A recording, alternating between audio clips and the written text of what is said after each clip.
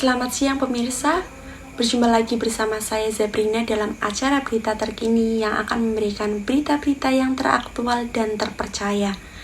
Pada siang hari ini saya akan membacakan berita tentang masa reformasi. Perlu Anda ketahui bahwa reformasi adalah suatu perubahan tatanan kehidupan lama dengan tatanan kehidupan baru dan menuju ke arah perbaikan. Latar belakang reformasi adalah krisis moneter, krisis politik, krisis hukum, dan krisis kepercayaan. Penyimpangan-penyimpangan Orde Baru yang menyebabkan era reformasi adalah indoktrinasi Pancasila, pelanggaran HAM, membentuk Departemen Penerangan, dan krisis moneter.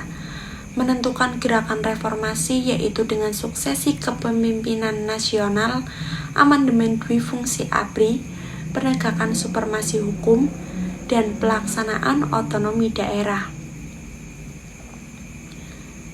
Agenda reformasi adalah turunnya Soeharto dari jabatan presiden.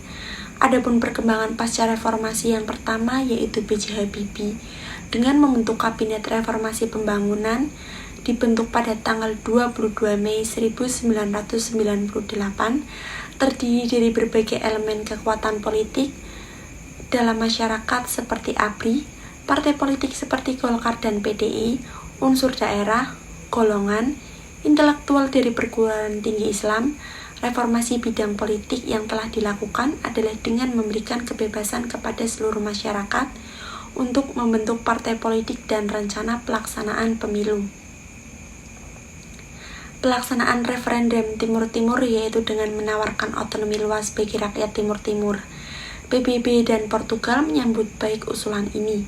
Yang kedua yaitu Abdurrahman Wahid dengan membentuk Kabinet Persatuan Nasional diumumkan pada tanggal 28 Oktober 1992 dengan memiliki program kerja seperti pembentukan Departemen Penerangan, penggantian nama provinsi dari Irian Jaya menjadi Papua, penghapusan rangkaian kebijakan yang bernilai diskriminasi terhadap kebudayaan Tionghoa, membekukan DPR dan MPR. Yang ketiga yaitu Megawati Soekarno Putri. Pembentukan Kabinet Gotong Royong diumumkan pada tanggal 9 Agustus 2001.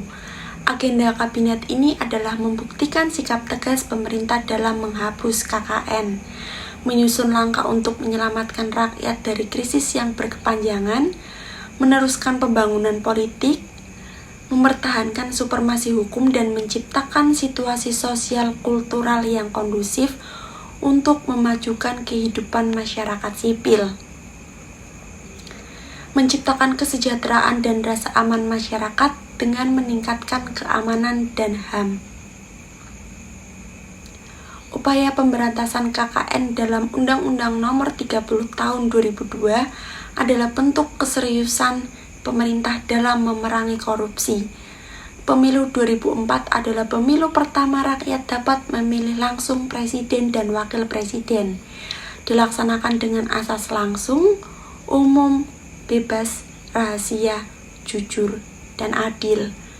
Yang keempat yaitu Susilo Bambang Yudhoyono. Dengan membentuk Kabinet Indonesia Bersatu, kabinet ini dibentuk pada tanggal 21 Oktober 2004 dan masa berikutnya yang berakhir pada 20 Oktober 2009. Kabinet Indonesia Bersatu II dibentuk sejak 22 Oktober 2009 dan berakhir pada 20 Oktober 2014. Di bidang keamanan, upaya internal dilakukan oleh pemerintah untuk menjaga kedaulatan wilayah. Pada masa pemerintahan SBY, pemerintah lebih mengefektifkan forum-forum dialog. SBY juga melakukan perundingan dan melakukan pendekatan langsung dengan masyarakat melalui kunjungan. Yang kelima yaitu Joko Widodo. Pembentukan Kabinet Kerja diumumkan pada tanggal 26 Oktober 2014.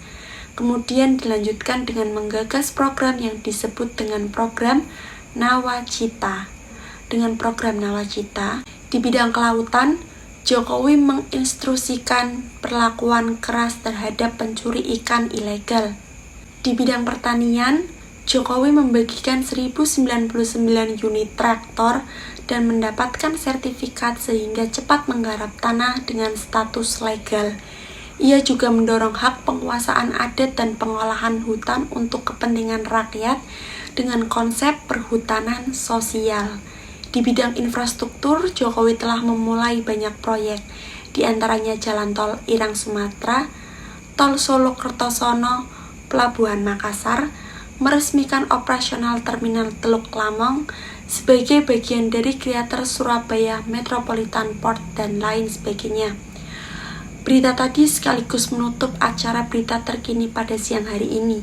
Saya Zabrina dan segenap kru yang bertugas pamit undur diri. Terima kasih dan sampai jumpa.